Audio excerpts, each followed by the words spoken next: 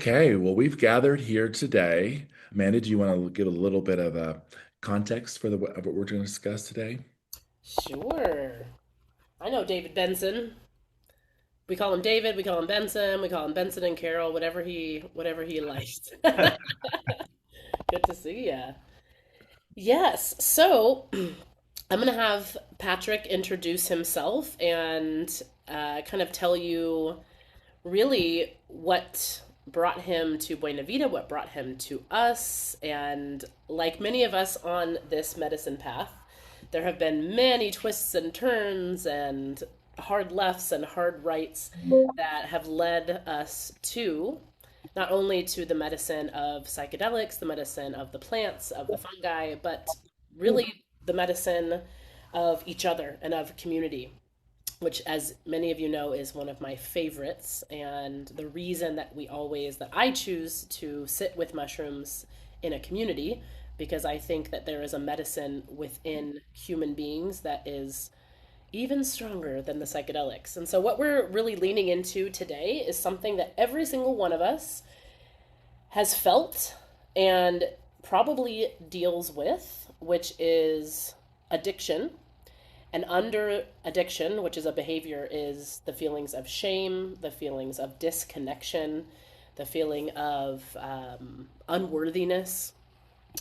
And Patrick has a very unique story of how those both actual actions and then also the feelings and everything, and what we're truly seeking as humans when our I like to view any of my addictions as just the best way that a part of me is trying to deal with being a human. And for many of us, addictions have worked for a very long time. They worked to do what they needed to do to numb us, to help us escape, to help us disconnect. And they, like many have said, they work until they don't work. And so, whether or not you ever have felt that you would identify as someone who has an addiction, or those of us that kind of dip in and out of a lot of different addictions, right? We know the sensation of in participating in a behavior that is not serving us, but feels like it has a hold over us. And then a lot of times the shame and the unworthiness that comes when we have tried to change 1,000 times or 10,000 times and we can't, when we've, tried and failed, and all of those emotions that come to the surface. And then we're also going to talk about what is the role of psychedelic medicine in some of this cycle, right? The cycle of being human, of facing our addictions. And also, what I think psychedelics really help us do is face that part of us underneath the addiction that we're running away from, and does that in a way that is beautiful and loving and very powerful. So I am going to pass this over to Patrick, who we met many years ago at a mushroom retreat, but not mine, a different mushroom retreat in Costa Rica She that was we were cheating both on her. at. And then strangely, out of nowhere and apropos of nothing, suddenly came back into contact again here in Austin, Texas, about 6 months ago, completely unexpectedly.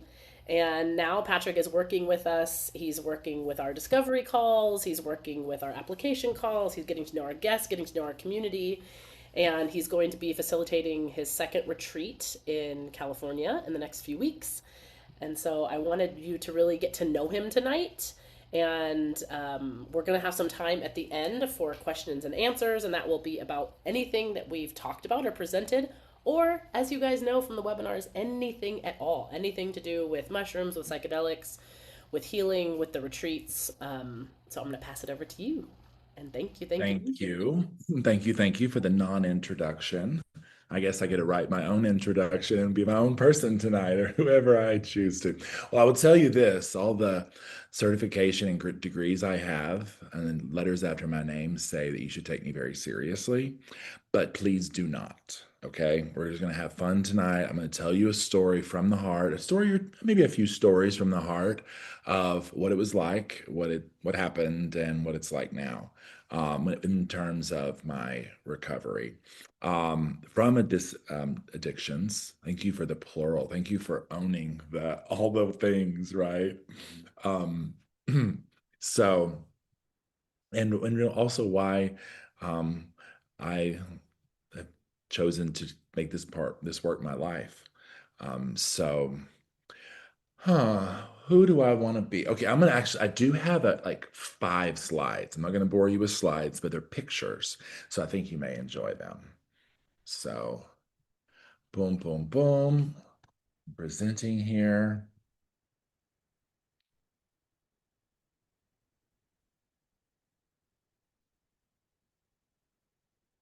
Oh, that's something else. So, this is for all the viewers at home.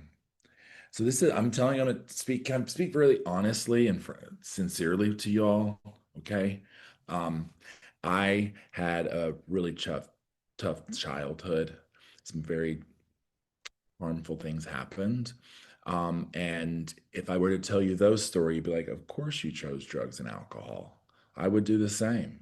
And that's what we find a lot with these things. When we hear people's stories, we're like, wow, it's not why you did it. It's like what happened to you that made you okay to do that.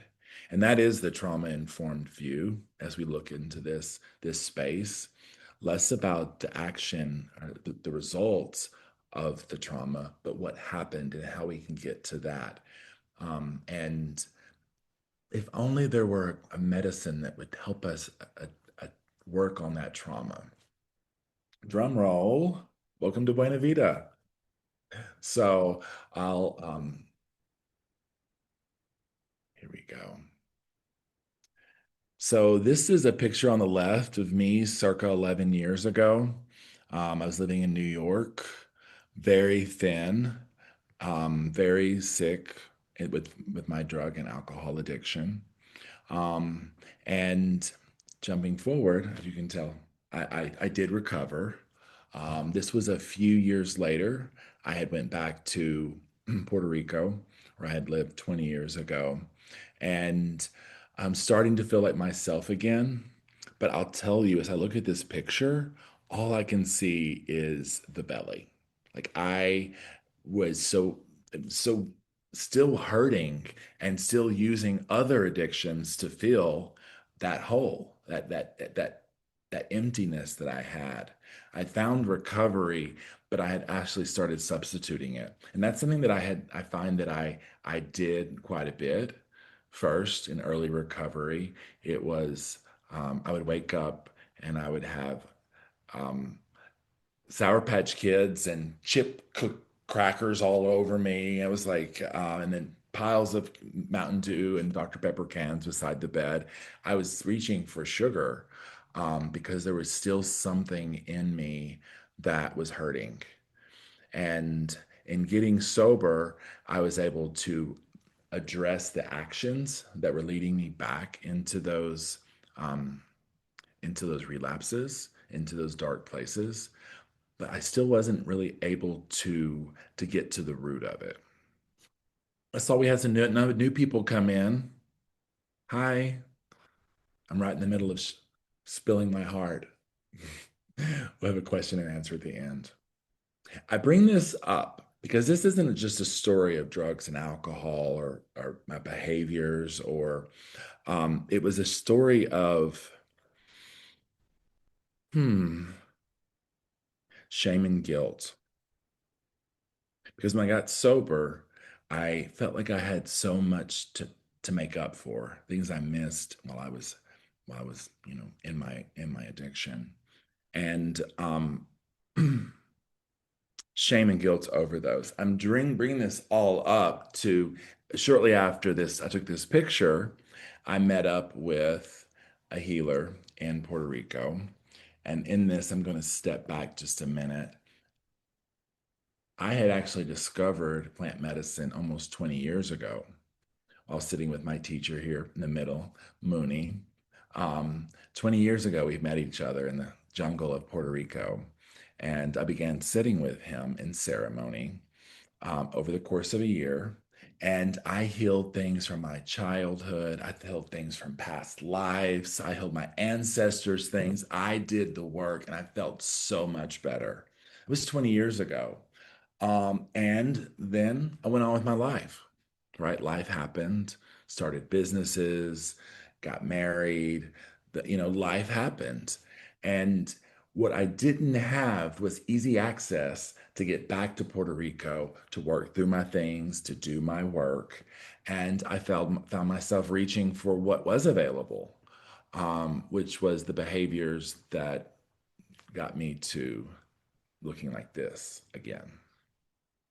Um, this it didn't cure me forever. The medicine didn't cure me forever. Life continued to happen, and what I didn't have is a program to to keep me in on the right track. Um, but about 10 years ago, I walked into an AA meeting, and what we call with my ass hanging out in a real dire state. And I really took my recovery seriously and was able to build a great recovery. Um, Getting back to my point, but there still seemed like there was something I just wasn't able to really go and get the relief and go to the root of what that was. And what I discovered when sitting again with Mooney was that I had to now forgive myself for what had happened in that period, what I had done to myself with my behaviors, with my self sabotage. Um, you're like, well, you're probably thinking, where's he going with this? Well, the good news is that I did return to some of these medicines that we're talking about. I tried everything, really. As I said here, I tried so many things because I really thought my life depended on it.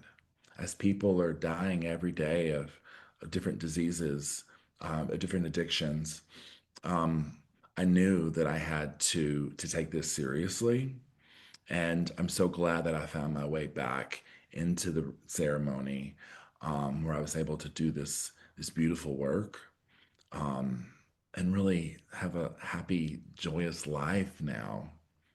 Joyous and a bit sweaty. Is anybody else getting hot? It's like I'm pouring out my heart here. So my recovery has been very good for me. I've been able to achieve a lot of things, and have a life that I feel very purposeful. I'm very honored to be here. And all of this, and I'll get to more of the juicy details, to just say that hashtag we do recover. And if you can't, perhaps you can't relate to my story about drugs and alcohol, maybe you can relate with my other story, which is one of work addiction. It's just, I will reach for my computer when the time gets tough. I mentioned sugar and carbs, um, and really the big one, people, right? People. Whenever I was in couples counseling, the therapist told me that underneath a dependency on behavior and substances was a codependency. So that really got my mind thinking about how I relate to people, what I expect, and yeah, I'm gonna stop here. I feel myself a little flustered with my speech. So I'm going to grab those breaths again. If there's any questions that are coming in, go ahead and any comments, go ahead and send those in. Hmm. Let's all take a breath together. Yes, send me courage. Send me courage. It's big to share this, and we're talking tonight about shame, right? We're talking about vulnerability, exposing ourselves, letting ourselves be seen. So I'm sure that there are parts of you that are being seen here that would rather stay in the dark.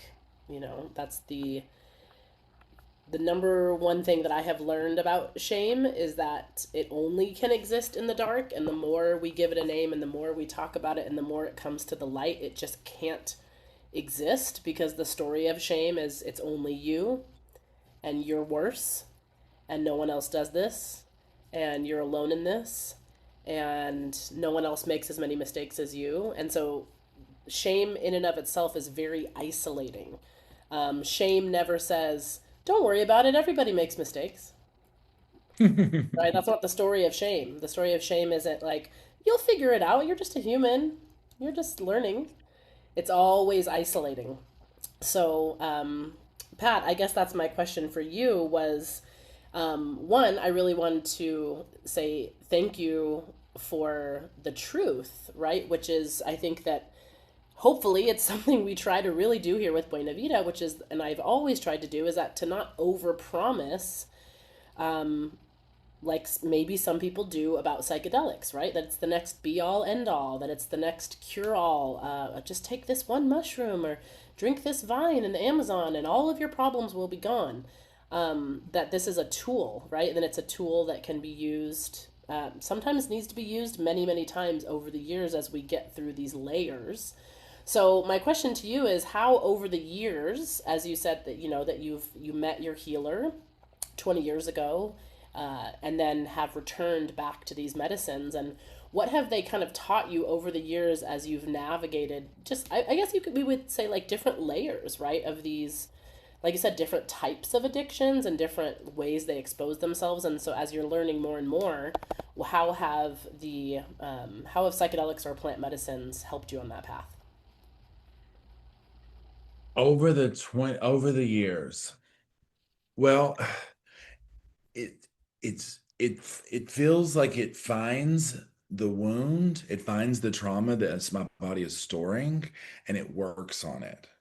It takes me so that I can see what happened from like an eagle's eye, and I can see the exchange and not be in what happened. I've seen things that happened or glimpses or shadows of, but it's not like I'm in that situation anymore. I find it very helpful to like, oh, okay, and kind of, and then when and then in the integration of the medicine, being able to, everything's pulled out, organize it, and put it away.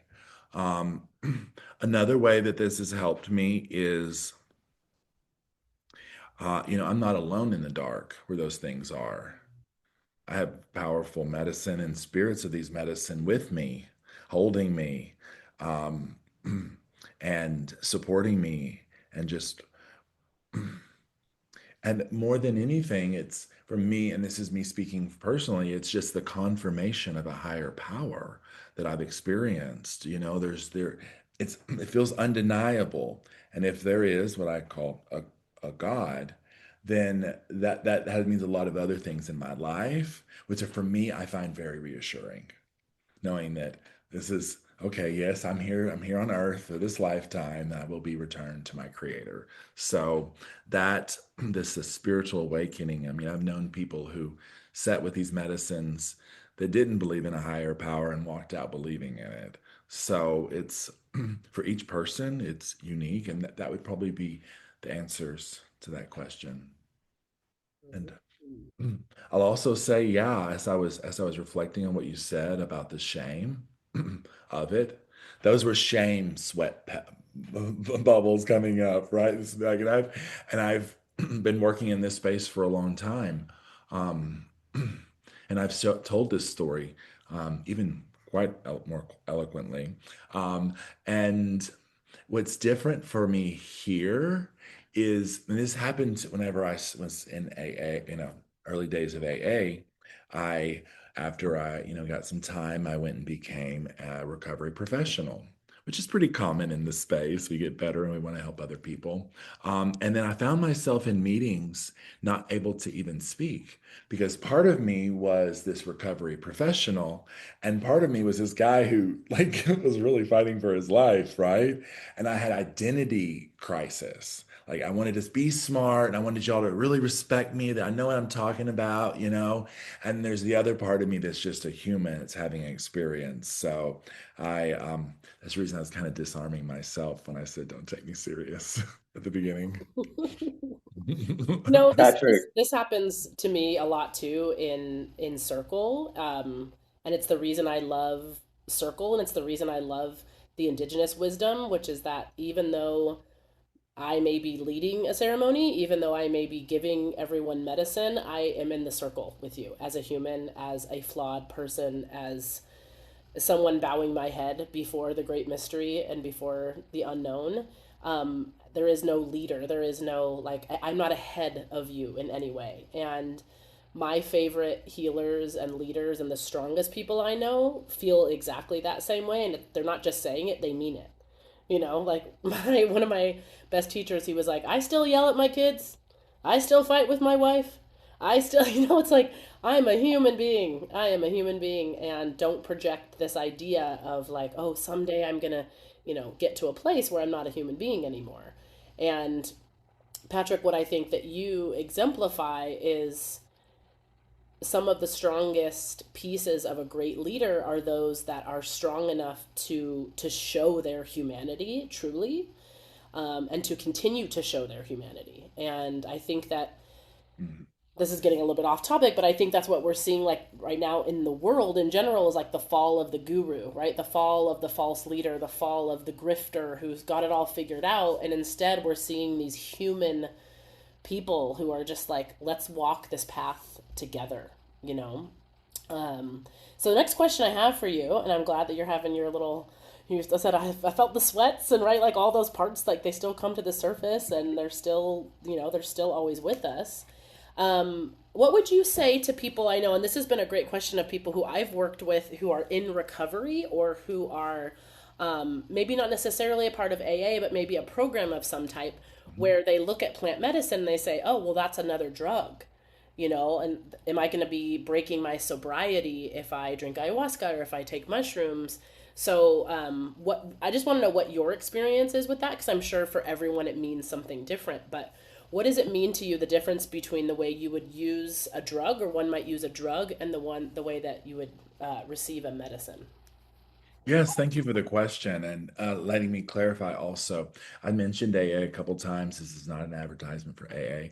I could talk about a lot of the pathways to recoveries that I have used or experienced. Um, and that question, I would say it really depends on every single person's own definition of recovery for them. um, there's some things that I just can't even be in the same room with. That would be too hard for me. And there's other things that people are like, oh, that must be hard for him. Like, no, it's not at all. So everyone has to define their own recovery. And that's a relationship with oneself. Um, what I would say about these medicines in particular is that research is showing that they're not addictive. I have a slide about this. They're also showing that I spoke to a doctor yesterday and who said that there was no lethal level of psilocybin. Okay, I've heard some people doing some stupid stuff, but I'm not. That's reassuring. Um, and the way I approach this medicine is strictly non-recreational. I have so much respect for our ancestors and the holders of this, my teachers, um, to to do that. That's and that I don't know if that's I don't know where that comes from, but it's a healthy boundary for me around this. Um, and The other thing I will say, and this is an unpopular opinion, but the founder of AA was quite a psychonaut. So there's actually a history of a connected history.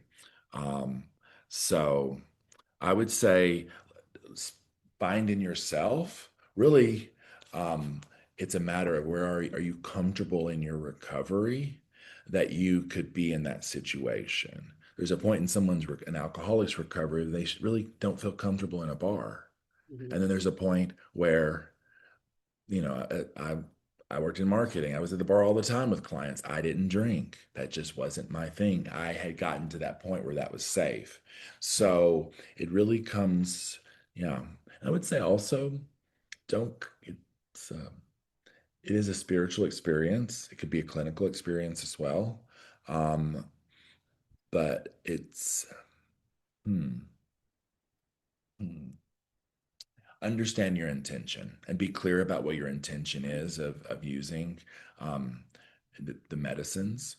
Um, and that'll be really telling about why you're showing up to this space if your own recovery is a concern. Mm, agreed. Yes, it's one of my favorite phrases, and it's simple and effective, and it applies to everything. And I almost got this as a tattoo. I went through a big tattoo time. I'm kind of out of my tattoo time right now, but it was something my teacher would say, which is that drugs help us forget, medicine helps us remember. Mhm. And it's like, that could be anything, right? There are people who take mushrooms as drugs and they're like, mushrooms, MDMA, alcohol, margaritas, right? They're just putting things in their body to try to escape and to just try to forget and maybe see some colors and I unfortunately know some people who use mushrooms as a drug. And that makes me very sad because I have such a personal relationship. Um, and really, you can do that with, with almost anything, even things that are positive for us, right? When you're using it as a drug to try to escape, numb, forget, like just get me out of here. And then there's ways, like you said, with your intention to help remember. And if, I mean, even if no one ever wanted to even create a complex intention, I think sitting with mushrooms and just asking, saying, help me remember, that would be enough, right? Mhm. Because so much of this work and what we do is not learning anything new at all. It is remembering. It's remembering who we are, why we're on this planet, why we love other humans, why we love nature, like what it is we're actually doing here. And so it's so many times when with so many people I've sat with, the feeling they have usually after a big journey is like, I remember now. I Mhm. remember who I am. I remember. I didn't have to learn that I'm worthy. I just remember that I'm worthy, Amen. right? I didn't have to learn anything new. Like someone didn't tell me, here's all the reasons that you're a good person. You just remembered. So, yeah, I guess what I'm going to do right now. Oh, it's still 7:36. I would love to give you a chance to share any kind of final pieces, final thoughts, and then I'm also going to open up a nice big Q&A and maybe do a little experiment with the group as well. But go Mhm. ahead and please share. And it doesn't have to be quick, Okay. but I didn't want to open it up to a Q&A before. Yeah, I appreciate that. Before I wrap up on that, Chris, did you have anything to add?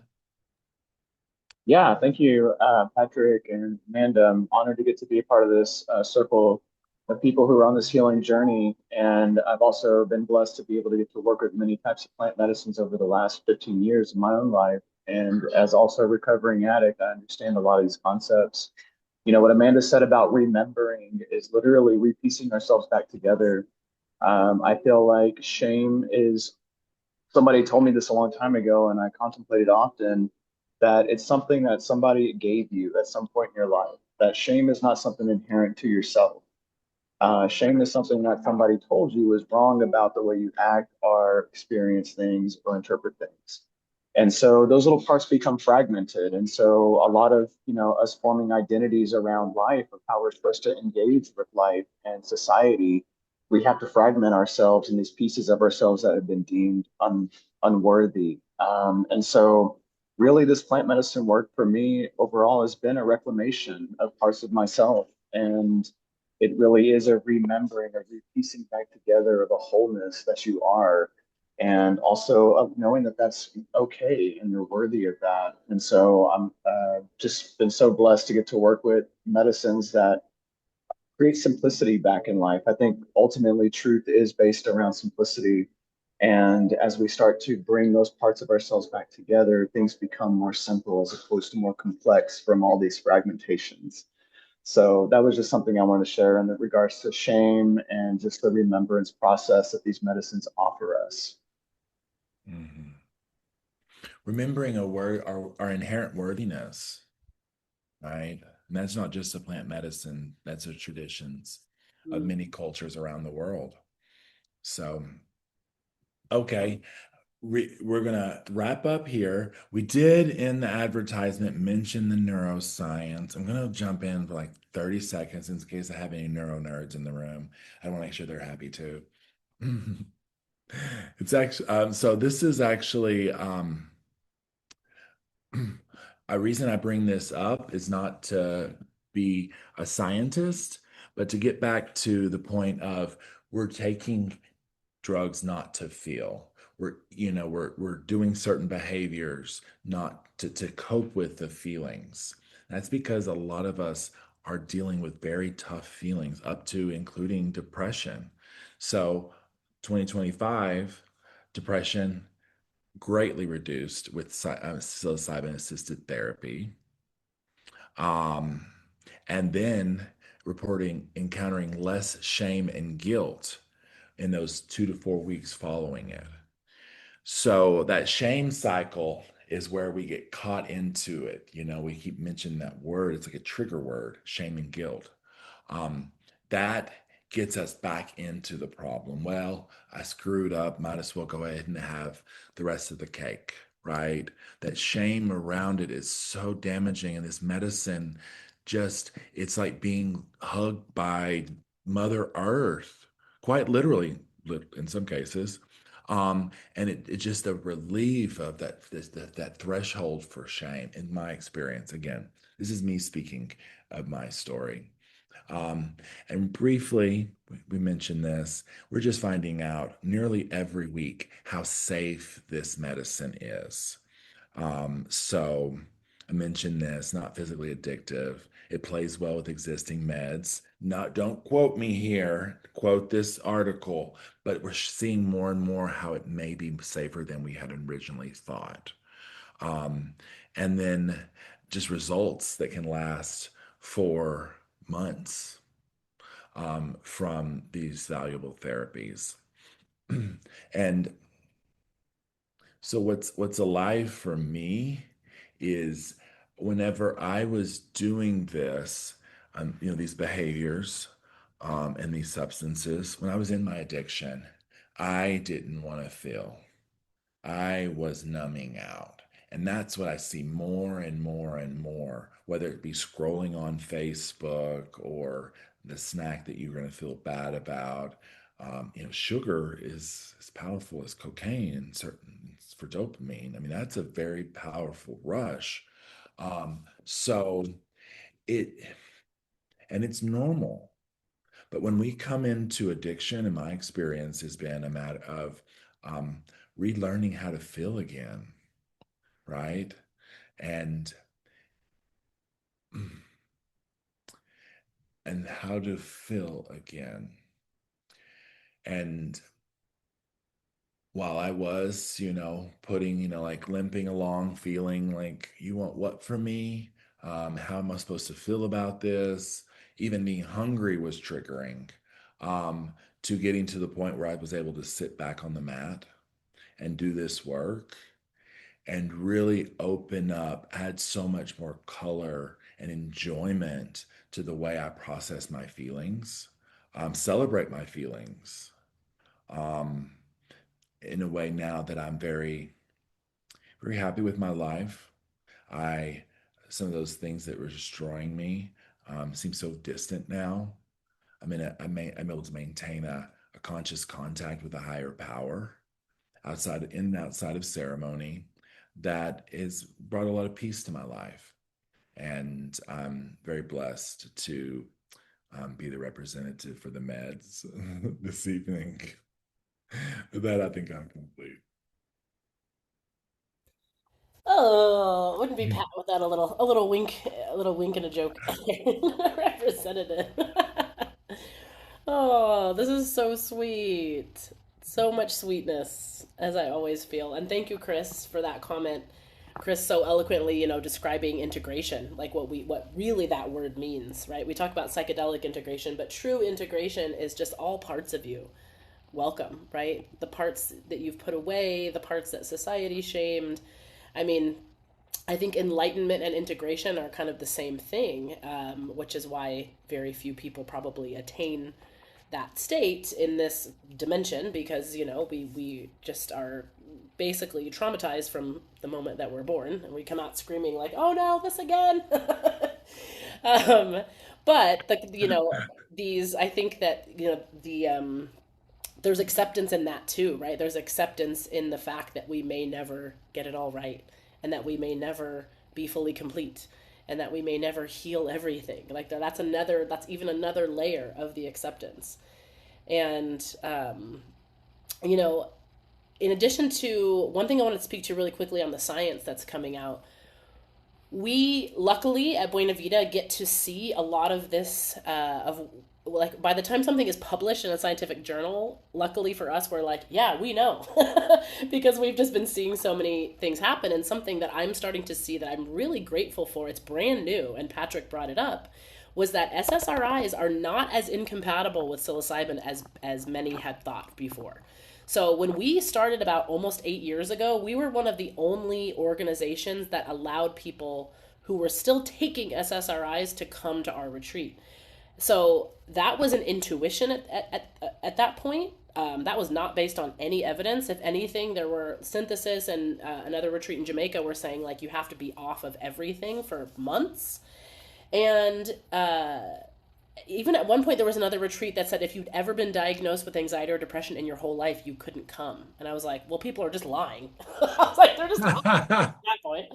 Um, and, Well, what if they allow fetuses to come, maybe they could I was come. like, wait, you've never? I'm like, I was diagnosed with anxiety when I was 19. I graduated college and like, but what we're starting to see that I've seen personally is it may take a higher dose, right? If you've been on SSRIs or SSNIs, various medications that affect your neurology, especially, there are ways around it, and it's usually a little bit of a higher dose. It's definitely to take the minimum effective dose that your doctor recommends. But we have people every retreat that for various reasons are not ready to taper completely off of their meds in a safe way, because tapering too fast can be very dangerous.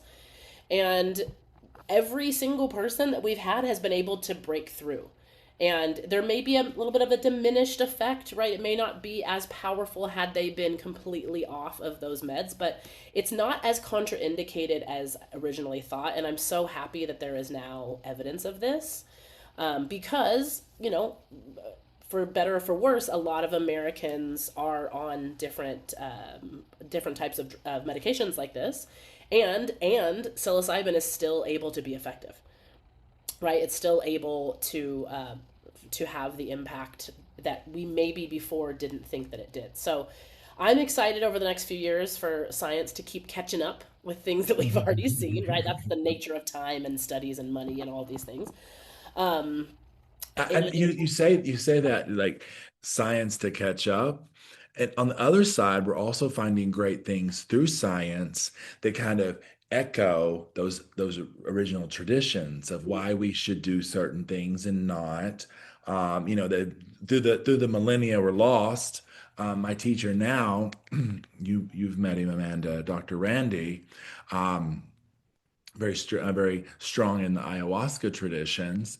But I asked him, I said, why can't I eat meat before ayahuasca? And he said, there's no scientific reason that you can't eat the meat other than maybe just it's heavy or the plant doesn't care for it. And then the brain science of seeing how these medicine works and what that window is and what's happening, it's kind of like a meeting of the two worlds. And I love that work, honoring the traditions, the ceremony, and also really improving efficacy of the meds and the therapy, the therapies. Agreed. Okay, so we're going to stop chatting. We want to hear from everybody. We want to hear either in the chat, or you can just raise your hand. You can raise your physical hand. You can raise your Zoom hand. Q&A is open for Patrick, for me, for anything that is on your mind, even if we didn't cover it today. And before we begin, before someone has a question, I want to see, for those of you that I can see, we're going to play a little game. And you don't have to say what it is. Raise your hand if you've ever had an addiction to anything. Or if you've had addictive behavior, let's say, an addictive behavior to anything. Raise your hand if you've ever had an addictive behavior to any sort of something on this little guy right here. And if you have not had any addictive behavior to this little guy right here, I need you to come with me and we will make $1 billion, because you can show me how you have gotten around the smartest people in the world who have put every addiction science into this thing. I honestly, I think that's the next one that all of us aren't quite ready to face yet. I'm in a group where we talk actively about our phone addiction because the average person, you can guess in your brain how many times you pick up and look at your phone a day. What would you say, like 40, 50, 80? It's 241. The average person picks up and looks at their phone 241 times per day.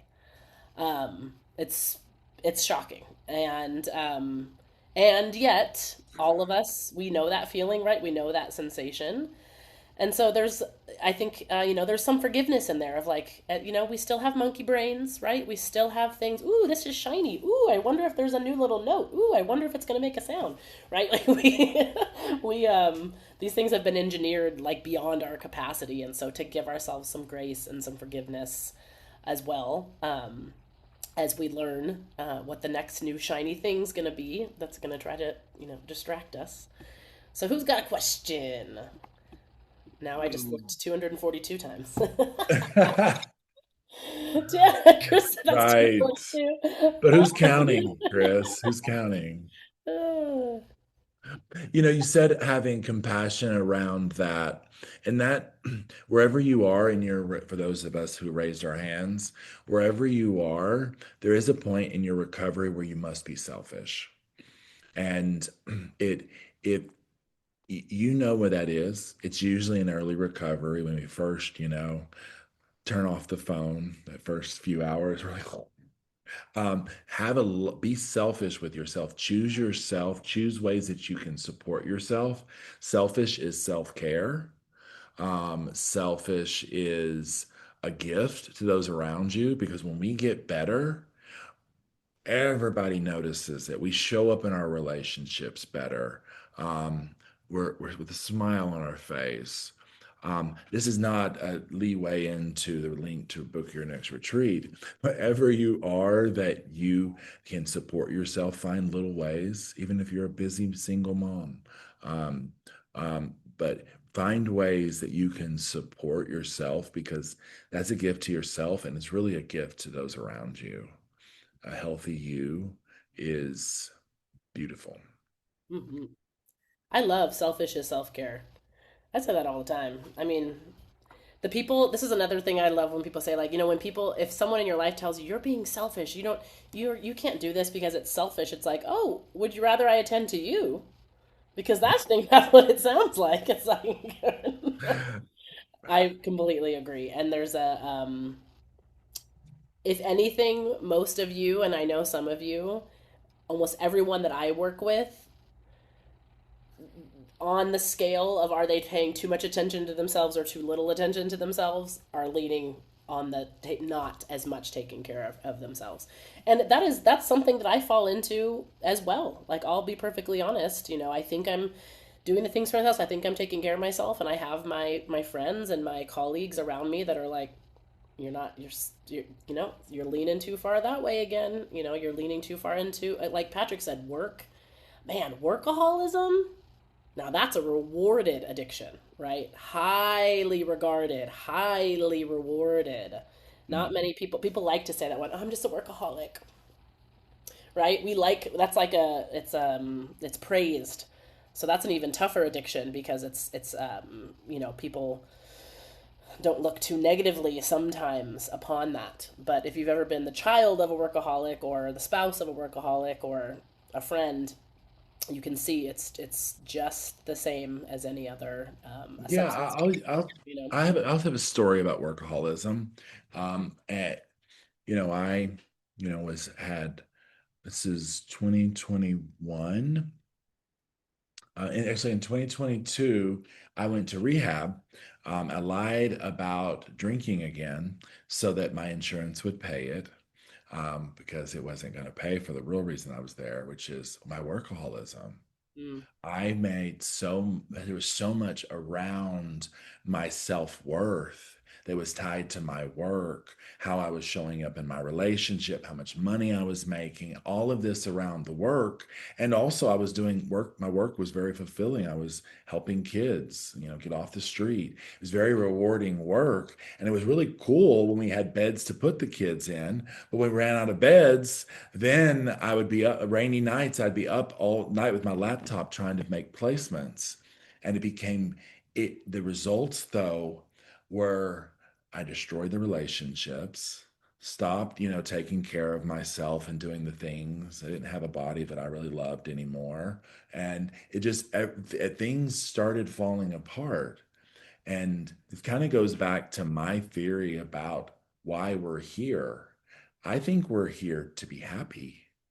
And we get happy by having healthy relationships, whether it be a healthy relationship with ourself, healthy relationship with Mother Earth, our parents, our neighbors, our lovers, or our kids.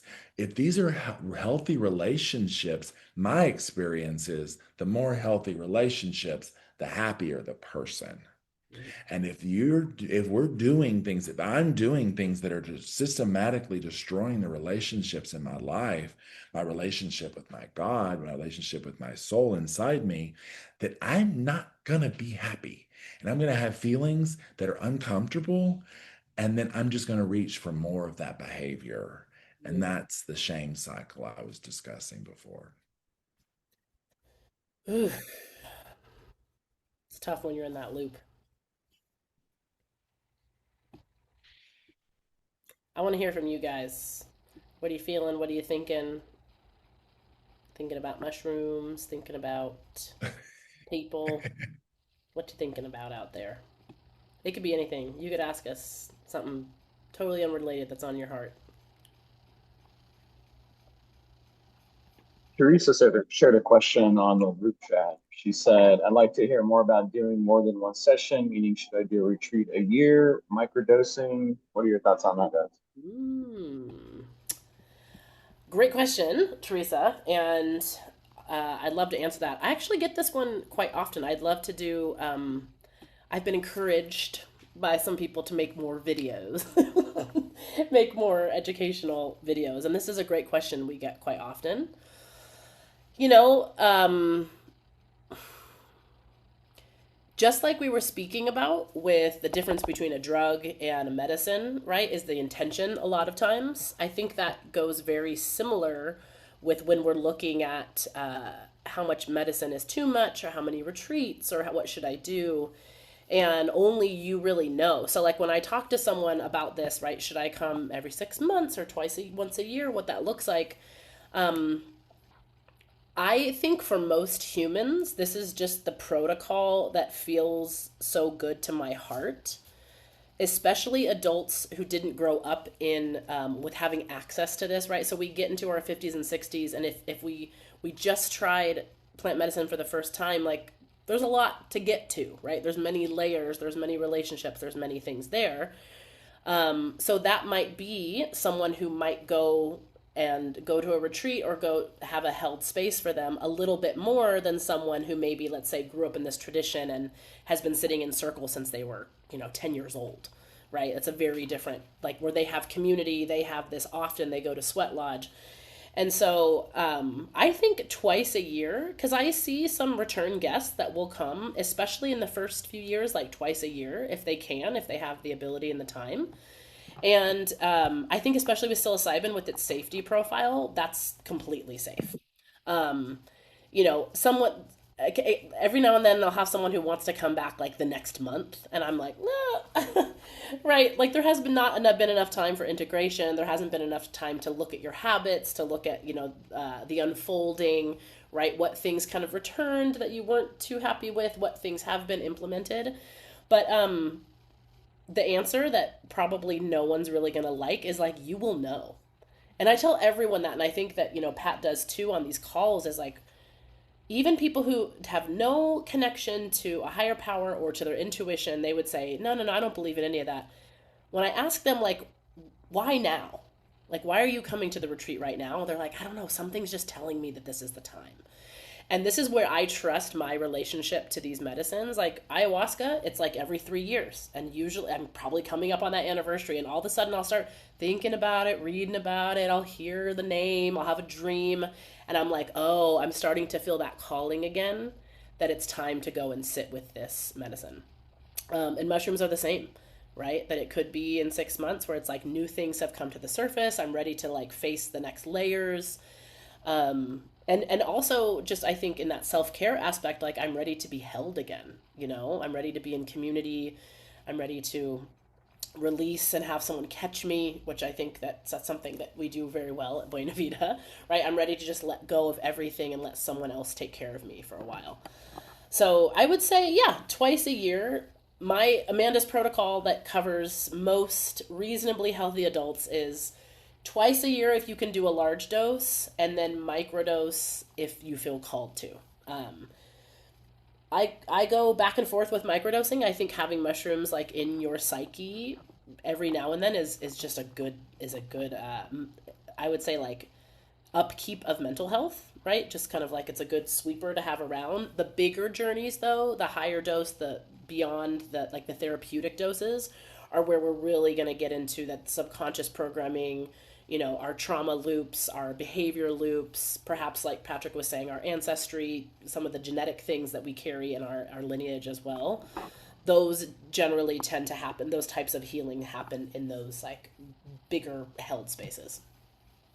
I think a lot of people too are really drawn to these experiences when they're in a state of emergency, and that's usually when the big breakthroughs happen too. Is whenever we're kind of at that breaking point. But I also noticed that kind of what Amanda was saying, that it does come around when it's time, and a lot of times I look at a lot of my ceremonies as preventative maintenance. You Mm. know, they might not be as expansive or intense as maybe some of those initial ones that really broke me through, but it does help me keep in the remembrance of what I've been learning through this process, through these medicines. And it's always a good reminder. And like she was saying, mushrooms are such a well-balanced teacher with our systems. They don't really pull us too far outside of ourselves, but they also can speak really loudly too. So they're always really good to work with, I think, at any time that they actually are feeling called or you're feeling called to them. Oh, I agree. And we'd love to see you again. So I mean, it's always good to Only be where in there was a lovely community. group of women that were up on their 1 year anniversary. I know. No Exactly. pressure, no. You Well, know, yeah, go ahead. While I have the time, real quick, before I forget, because I usually do, and we're going to continue to have this discussion and have some more questions. From the business side, because I'm a business lady at the end of the day. Sometimes I wear that hat. We are pretty much full for our May 28th Joshua Tree. We did just barely, I don't even know if it's on the website yet, maybe tomorrow morning. July 9th through the 13th. So it's in the desert. It might be a little bit hot. We got lots of AC. We got a cold plunge. So don't you worry about the heat. It's the high desert, so it's not quite as hot as like Palm Springs and those areas. So that will be our final summer and probably until like October in Joshua Tree just to let it cool off. So that's July 9th in California. And then we still do have a few spaces in Tepoztlan. That's where Amanda had her retreat in the beautiful eternal spring mountains of southern Mexico. Yes, it's beyond. No pictures can do this place justice. It's one of the places on Earth where the pictures look really beautiful, and you get there, it's something else. The nature there is something else, and that is June 15th through the 21st in Tepoztlan, Mexico, and there are 3 spaces left at that retreat. Something that no one has even heard about yet, not even Patrick, and not even Chris, and not even anybody, is that over the summer, something that I'm doing personally with my team, and we're in the works right now, and it's something we talked about tonight, which is this idea of science and ceremony and magic and math and everything really starting to weave together. I've seen this the last few years, especially. Me and some of the ladies from Buena Vida are going to visit Imperial College London, and we are going to tour all of the labs. We're going to tour the clinic. We're going to get all sorts of education about the DMT research they're doing, the psilocybin research they're doing. Imperial College and University College London, which we work with both of them, are just doing a lot of groundbreaking work when it comes to the clinical and scientific side of psilocybin. And then we are going to take all of those intellectual geniuses and we are going to bring them out of the lab and we are going to have a Buena Vida ceremony with psilocybin with all of the scientists. And I just cannot wait to weave these worlds together because, as some of you know, Dr. Rayan from Imperial College had done hundreds of clinical sessions with psilocybin, but he himself, about a year ago, had never done a ceremony per se with psilocybin. And so when he came to Buena Vida, he thought he was just going to observe and take some notes. And I was like, you will be drinking tea and you will be, experiencing this from this side. And what it did for him is, he really realized from the medicine and from his journey that leaving out these ceremonial pieces, these ancient pieces, this indigenous wisdom, leaving all of that out of the clinical setting was making a huge impact. So we're going to see if there is a way to weave the magic of what we feel is very supportive for the medicine beyond its neuroplasticity and all the beautiful things it does for the brain. Is there a way to weave the world of mystery and magic and wisdom into the lab? And I think the best way to do that is just to sit with the scientists and see what the medicine tells them, right? I'm very excited for this. I hope, if you guys know like a documentary crew, I really want someone to just come and really be with all of us as we do this. And if not, we'll use this little guy. This is 2:43. I picked up my phone. Okay, that's all my Hey announcements. guys, That's it. I just want to say I'm going to have to get off this call. I'm really grateful to get to be a part of it. This coffee shop here I'm at is closing, and I got to make my way back home. But I do appreciate this conversation. I pray Thanks. for all of your healing, that this journey meets you exactly when it's time for you. And yeah, you have my prayers, all of you. Thank you so much, Amanda. Thank you, Patrick, for leading this. Thank you, Thanks for your Chris. support today, Thanks for your Chris. wisdom and your grounded presence in here. It felt really wonderful. Felt good to have you. I appreciate you. Y'all take care. All right, guys, the floor is open. Who's got another question? We're ready for you. We're gonna probably head off in the next like 10 minutes or so, but we have got the time. I don't see anything in the chat right now, so if you just want to unmute, you can. Even if you just want to say hello. Amanda? Hello, hello. Um, Thank you so much for sharing, Patrick. I related to, so I was just like, yes. It was the whole sugar thing for me is, well, that's part of my problem. But I initially sought out Buena Vida or found Amanda through looking for a way to quit smoking because I've been trying to quit for a long time and still trying to quit. But I have complete faith that I will eventually get there. I thought that it was, I was going to get there and magically, which I did tear up all my cigarettes in one ceremony, but then I smoked them all just a couple of hours later without Oh, the filters and everything. But, but in that moment, I felt like, yes, I mean, it was amazing. But yeah, I learned that there was a lot of layers. There's a lot of layers to get mhm. to that point. And I related so much to what you were saying. I'm just so thankful. So I mean, I'm just gonna give you props to everyone. Like I just appreciate you so much. Like being with you last August, it literally changed my life.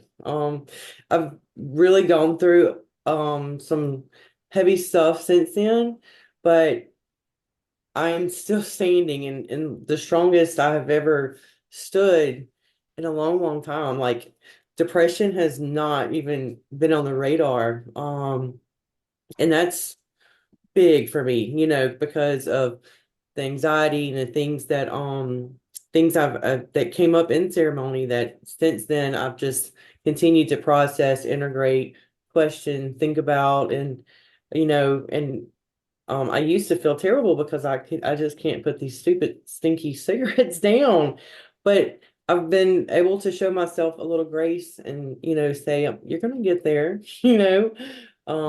So I just thank y'all so much for doing this call. I feel like I just went to a training on ketamine assisted psychotherapy. Um Working on my LPC, and so it's like the only legal thing in Louisiana that you can do. So I was able to go to a training in Colorado with the Prodi group and learn so much. And I remember telling them there, of course, I gave you a shout out. I was like, go to Buena go, go, go. Uh, and it was but I told them, I said, I've learned so much. I've got, 2 degrees. I've taught for 22 years, and I feel like, at almost 50, that this is like I've been on the wrong side.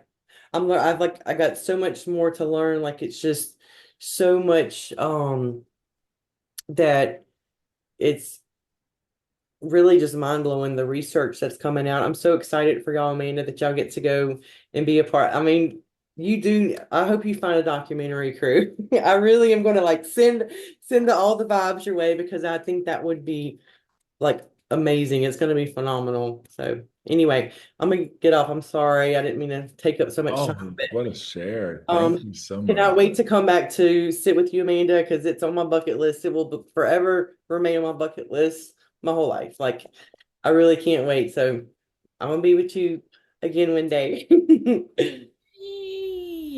Oh, Amanda, that just like everything you just shared is the literal reason I do this, and just gives me so much faith in this medicine and the unfolding.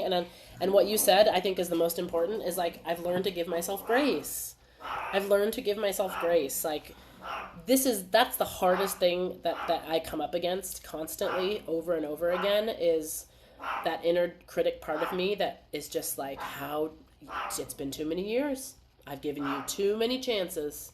How could you not learn by now? And it reminds me, and this is probably from my Bible upbringing, is that everyone has a cross to bear. Everyone has a cross to bear in this life, and sometimes our cross to bear is something that we may come up against our whole lives. Like there's times when I go, what if how do I want to relate to this thing, to sugar, to codependent? How do I want to relate to this if I knew that this was something I'm going to come up against my whole life?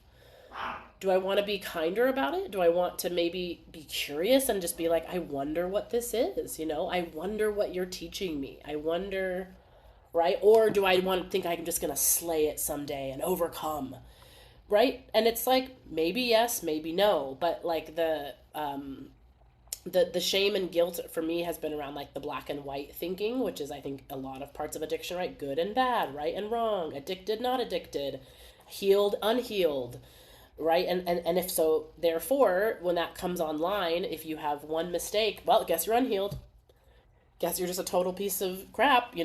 So thank you for saying that. And I think that in addition to so much that I've seen change in your life and your heart and your face and everything from who I saw you as, even if it was just that moment of like, I've learned this grace and forgiveness and curiosity around my addiction and around cigarettes and like what that might be, that will completely transform that relationship, and that will come along your path, as opposed to like, I'm so bad, this is so bad, I'm so wrong, right? Like all of that negativity while you still do have the addiction, as opposed to like, I'm learning, this is helping me right now. Let's see how I can do today, right? Just that sweetness, a little bit of sweetness, a little bit of forgiveness. And thank you that's the medicine I always need, is a little bit more forgiveness, a little bit more sweetness. I should have it tattooed on my body also, that if being hard on yourself worked, you would be better by now. It doesn't work. I'm trying the sweetness route, I'm trying the forgiveness. Accountability, yes, right, of course. And, discipline, yes. But meanness never worked for me. I love you. Oh. All right, friends. Anybody else got some final words? anything they'd like to say? Patrick, I'm going to hand it over to you to close us out or to see if anybody else wants to unmute. Yeah, yeah, if you have anything, just put it in the chat or shout out. I'm reflecting on tonight, I brought back to your words, Amanda B. Of just there's so much to learn still. And you're saying you're almost 50. Um, I'm just wondering, yes, there's a lot to know about this space, and there's also, like we said, a lot to remember. So some of the work is not in knowing, some of it is just doing the work and going there and remembering it. So you sound like a very competent woman to me. Like you sound like you really know what you got your shit figured out. Um, so I don't know if you didn't ask for that reflection, but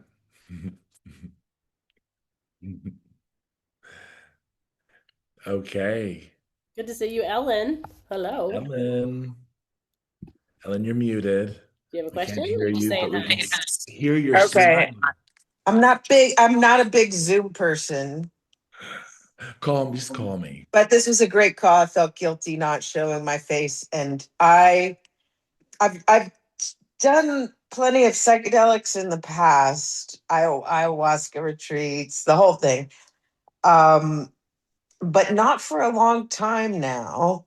And I'm back to my weed addiction, although I'm 3 days without it. God bless you.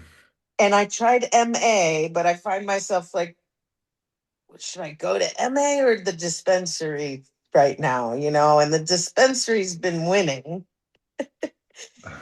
So I'm like, I think I need to go back, to the psychedelics, to the shrooms. I feel like I've done my time with ayahuasca and the heavy duty stuff, but I've always had a really nice relationship with the mushrooms. So I've been following your emails and I'm interested in the retreats. Um, yeah. So hello. Well, we'd love to have you. Ellen, what's your last name just so I can find you? Spiro, Spiro. Okay.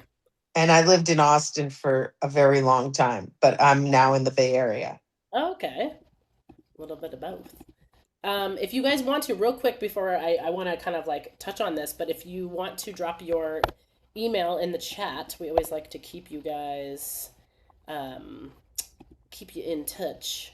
And you can always unsubscribe if you're like, I don't want to hear from you guys anymore. And send me. And when are you going to London? We don't know yet. We're Oh, having some talks this week, probably like late July, I want to say, like early August, something like that.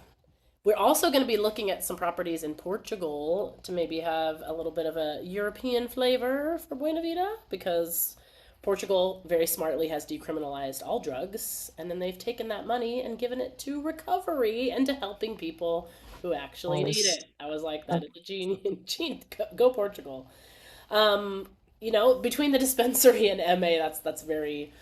We've all been there, right? It's like, which one? I don't know about that. And I think what you mentioned is exactly what Patrick was speaking about, and I think is such a great part of his story is that nothing in life, and especially not with addiction, is like one and done, right? Or even 10 and done sometimes. I still go. I try to go every year, maybe every year and a half, back to either my teachers to my own retreat, and my ego fights me on it like, no, I've got this. Oh, I've been teaching this for a while, I don't need to go to do my own thing. Oh. And it's like, yes, you do. It's kind of like that the plants will be like, get your ass in ceremony, humble yourself, pray, listen to others, learn. You haven't gotten it all figured out yet. And so there's something, as since you've been to retreats, that is like indescribable, and you can't at least me, like we can't like categorize it in data of like what happens also in these groups, right? Like Amanda was talking about, like beyond the mushrooms themselves, beyond the benefits, is like what happens when we're in a group and we get to talk about this out loud and we get to be seen and witnessed and heard and not judged. I mean, I wish there was a way to measure that medicine. of like just let like people around you just like witnessing you and letting you be who you are. And maybe you don't even change. Like Amanda said, yeah, I broke my cigarettes and then I smoked them later. Right? And all of us loved you. We're like, that doesn't matter to us. We're not here to say, oh, well, you said you're gonna, you were gonna do that. Um, that's medicine for the heart, and it's truly, I think, I know what we do really well at Buena Vida is, the preparation and integration to me are like the bookmarks that are, there's a lot of science and a lot of data that goes into that. And then once you're in that middle part, which is the retreat, it's heart. It's a lot of heart and a lot of sweetness. And yeah, we'd love to have you. We would absolutely love to have you, whether that's in Joshua Tree or a little bit longer down in Mexico. It's up to you, kind of what you'd like to do. But you're right, the mushroom medicine, I would love. Have you ever done that like in a mushroom retreat or only ayahuasca retreats? Only done the ayahuasca retreats. Yeah, mushrooms have just been like, I mean, I haven't been doing them lately, but they've just been good to me. What can I say? Yeah. And having already a relationship and then coming into that ceremonial space is it's going to be really beautiful because there's people who I've worked with a lot. They're like, oh, I've kind of been doing mushrooms on and off for 20 years, and like I kind of understand it, and I'll hear a lot like, oh, it's not quite as strong as ayahuasca, or not quite as strong as this, and I was like, just wait, just wait to see, because there's something too about the amplification of ceremony and the amplification of intention, Oh and yeah. something that I don't feel comfortable really saying, but I recently had a journey and the mushrooms were like, you need to talk about this more, which is that my relationship and the women who I work with, our relationship with the mushrooms is a huge piece of that amplification as well. So it's kind of like the years that we have been with this medicine, like, it does something different. And yeah. So to know what that's like to have that relationship already of like I know where they take me and kind of the relation, and so you have that navigation skill, which a lot of people don't come with, and so there's a lot of like I'm not sure exactly how to navigate, and then to go deep into a place where you're being held and taken care of, so you can go as far and wide as you'd like, or as they'll take you. Yeah, that would be amazing. So you're in the Bay Area. Okay, good to know. Ellen Spiro. We will take a look out for you. Former professor at UT Austin, Oh, really? What were you a professor of? documentary filmmaking. Well, well. Amanda. I thought I should show my face, and Perfect. Matchmaker, I matchmaker, know. make me a match. Dream me a We've been dream. wanting to do a documentary for so many years now, and I also trust that it's gonna come when it comes, and yeah, it's gonna come when it comes. But I really think that if people got to see, if everybody consented who came to a retreat to be filmed, right? Like if it was specifically for that, there's just so many. As much as we think, oh, psychedelics are everywhere and everyone's talking yeah. about it, there are so much distrust and misinformation and fear. In the average American, right? And I think for people to see, like, here's what really this is, day by day by day, and what really happens, that's one of my longer term goals. So we might have a few things to talk about. Yeah, well, I'm interested in the new frontiers, which I think are addiction and dementia, Alzheimer's. I think we'll be hearing a lot about those. Yes. And I know that when I smoke weed, well, I cough, it's smoke, Mm-hmm. and I forget everything.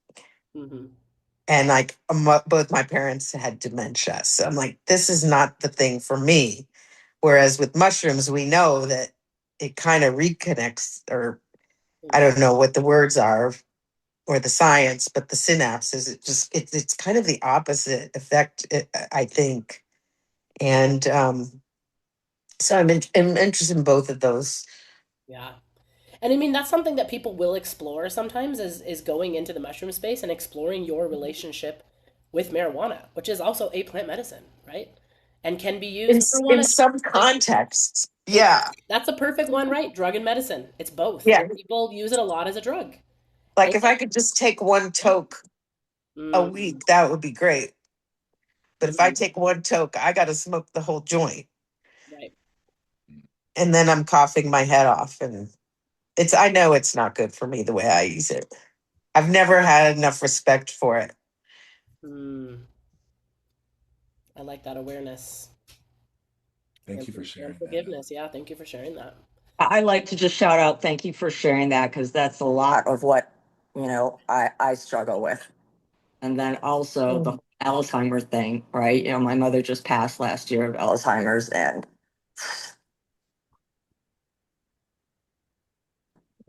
Sorry. Hmm. You make a good point about the power of this smoke medicine. more to think of, like, just to relax, but it's never like relaxing anymore. It's Mm. like a tolerance, like, and then, I believe, like, oh gosh, you can never get addicted to marijuana, right? So I just changed, like, from one addiction to the other, thinking, oh well, you know that's just so you calm yourself, and you don't use alcohol anymore, so you've never smoked cigarettes, so this is just a natural thing. But then it gets to the point where, like you said, oh, I just don't smoke, you know a little. I smoke until, like, it's all gone. Hmm. So Yeah. Hmm. I hear you. Hmm.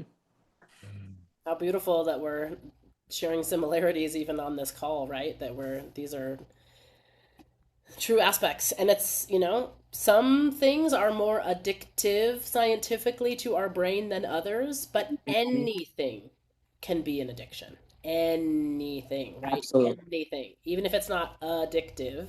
And I think that there was a lot of misinformation around marijuana, especially when it was trying to be, legalized and pushed, of like, it's not addictive. And I'm like, even I grew up smoking. I was like, you sure about that? Because I knew a few addicts.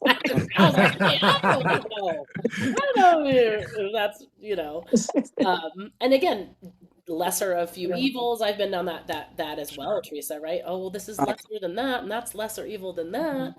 And what you're doing right now, honestly, is exactly what needs to be done, which is feeling your feelings, feeling that grief, being seen, like letting it come to the surface. So let it come to the surface. You're doing that. You really are.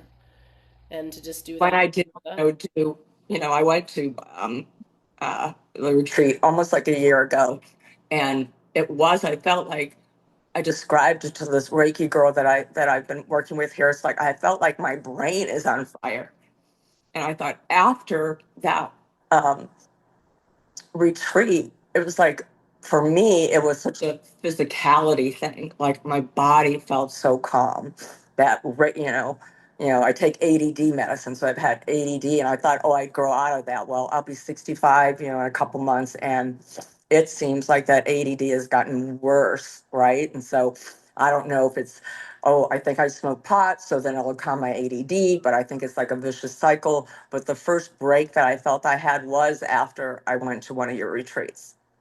It was a physical thing for me. Truly was. Yeah. Mushrooms are extremely physical, and it's something that I can never convince anybody, and they don't believe me, even though I tell them in orientation and we sing a song about it. They're very, very physical, and they're very somatic, and they very much work on the body. Um, I hope someday that we will get the scientific full picture of like how trauma and energy and these pieces of our lives stick in the body, right? We know they do, and we know about the fascia. Now we're starting to understand the fascia is actually this electrical system, and right, we're starting to get these pieces. But I see it over and over and over again of like, we don't need to think through our problems as much as we imagine we do, that we just need to feel. And that a lot of times is like big expressions in the body, big releases, big it's something I forget almost every day when Right. I'm I, trying to I'm remember a things. big thinker. I'm not a big feeler. I'm a big thinker. That's everybody. That's everybody, because your mind is 20,000 times louder than the body sometimes. It Right. takes practice to listen, and the body and the heart and the gut is quiet. It's quiet until it starts screaming, aka disease, right? And addiction. Then it's like, hello. Then the body's like, I'm going to put on a show. But yeah, learning to listen to those subtle pieces, and sometimes I don't know if this is helpful for you, but my brain, as it does, because the mind will just keep thinking, like even when I am feeling my emotions, and the brain will say, but what about this, and maybe you should think about that, and maybe it's like, just you can continue to just tell it like, thank you, and I'm listening to my body right now, and like, well, maybe if you would have said this, or you should do this, and it wants to give you a plan, and it wants to tell you what you did wrong. Thank you, mind, I'm listening to my heart right now. Thank you, mind, right? Like continuing to just like really put it aside and tune into those sensations in the body and let them be there. It takes a lot of practice, because we've all had, 40, 50, 60 years of overthinking as practice. So it's going And to take another time. thing I felt after the retreat was this ability to like almost like split like this other person watching my repetitive crazy behavior, right? Like I'm trying to sell my business, but instead of working on that, I'm going to rearrange the furniture. I clean the house.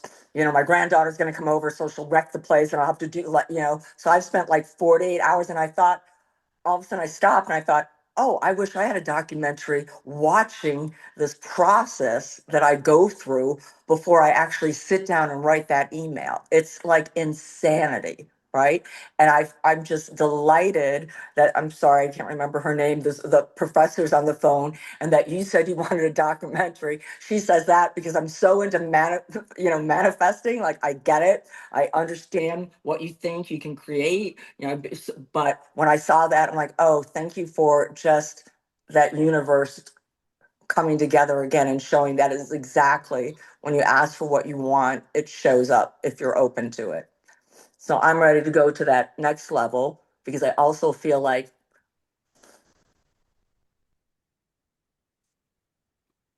when I was like on the second day, like I was in the first, ceremony was great, but like it was, and this is what I always do, or I have done, I felt like the second day when they asked if I wanted to, up the dose or do more, like in the middle of it, I said no, because I was more fearful. It was like I was gonna, because I've also made up these stories like, oh, this is crazy. I'm gonna go to the other side and I'll never come back, right? Like Mm. if I open that door, and not like there's anything bad. It's like if I open that door to just that higher consciousness, there's some fear around that.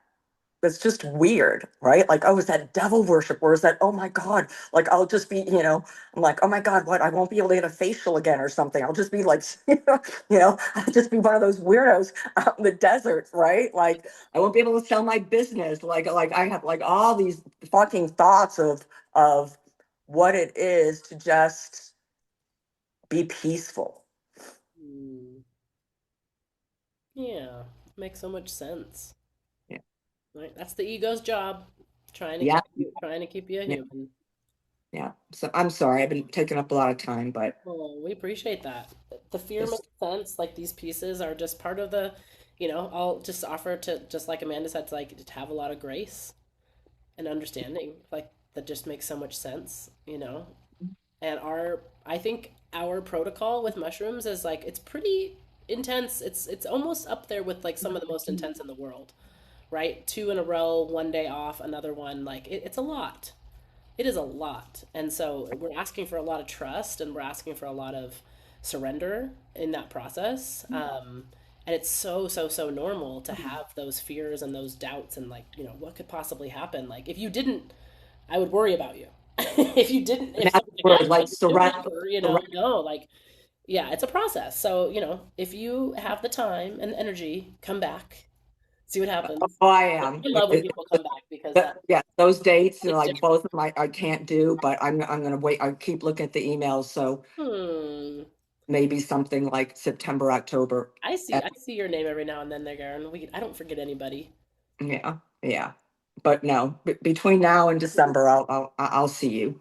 Hmm. Definitely. More grace, more forgiveness. Right. Yep. You've got I'd like to this. come to one in Joshua Tree because I can drive there. Yeah. You're gonna drive down. So I'll check them out. Amazing. All right, Pat, you want to bring us home? Maybe we'll take a few Let's bring it breaths. And home. Let's my bring dog it is wanting home. to go for a walk. Look, He's been patient. I heard him. Mine I too. heard him being patient. He's clicking around here. Oh, Oh, amused. time. Come here.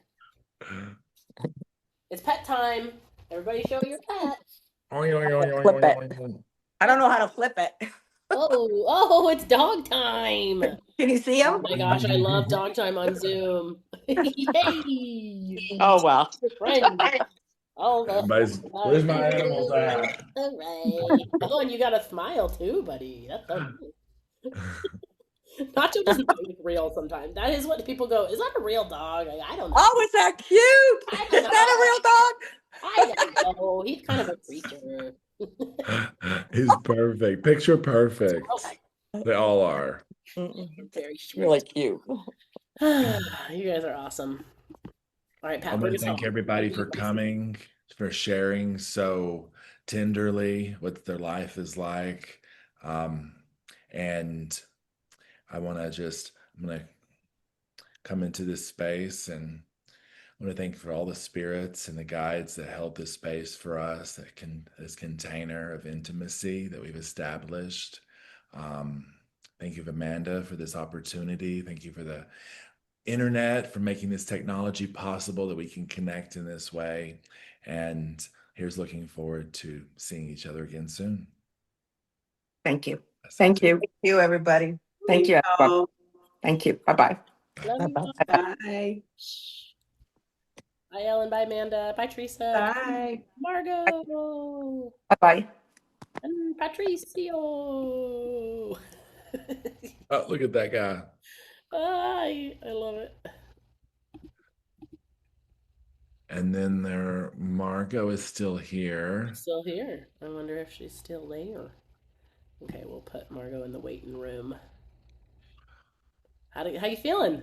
I feel like it's an up and it's a down. It might be the cacao. It might just be a long day. I feel complete though. Can't believe I got so flustered. I've done that story so many times. I think I was trying to do too much. But